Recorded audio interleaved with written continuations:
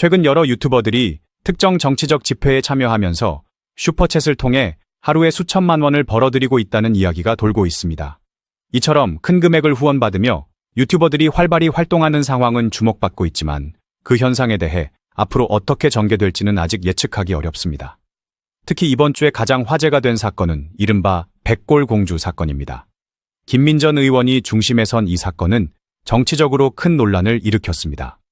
김민전 의원은 정치학자 출신으로 안철수 의원 캠프와 국민통합위원회 등에서 활동했으며 비례대표로 국회에 진출한 인물입니다.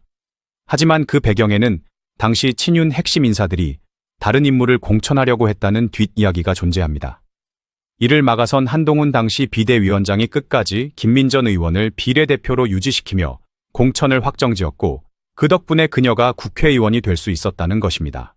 그러나 국회의원이 된 이후 김민전 의원은 한동훈 장관을 겨냥한 비판적인 행보를 지속하며 이른바 한동훈 킬러로 불리기 시작했습니다. 더 나아가 보수 진영 내부에서조차 지지를 잃고 무차별적인 공격을 일삼는 모습이 나타나면서 보수 킬러라는 별칭이 붙기도 했습니다. 이 같은 행보는 보수 진영 내부에서도 비판을 받으며 논란을 키우고 있습니다.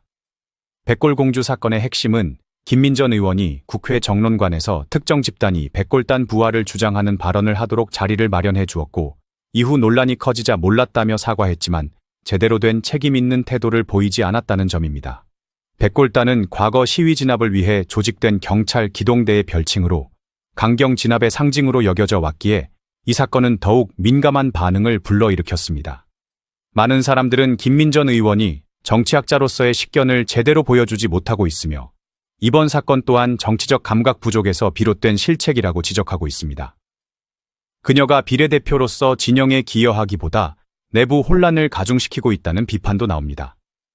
결국 이번 사건은 당 지도부까지 나서서 공식 사과 성명을 발표하게 만들었고 이로 인해 여론에 부정적인 영향을 미치고 있습니다. 정치권에서는 다양한 목소리를 수용하고 건전한 비판을 통해 성장해야 한다는 의견이 많습니다. 그러나 최근의 사태는 내부 비판에 대한 과도한 반응과 갈등으로 인해 정치적 진정성을 해치는 모습을 보여주고 있습니다. 앞으로 보수 진영이 이러한 문제를 어떻게 해결할지 주목되며 지속적인 소통과 비판 수용의 자세가 필요하다는 점이 강조되고 있습니다. 이와 같이 정치권 내 다양한 이슈들이 복잡하게 얽혀 있는 상황에서 앞으로의 상황 변화와 여론의 흐름을 지켜보는 것이 중요할 것입니다. 이상 전략TV였습니다.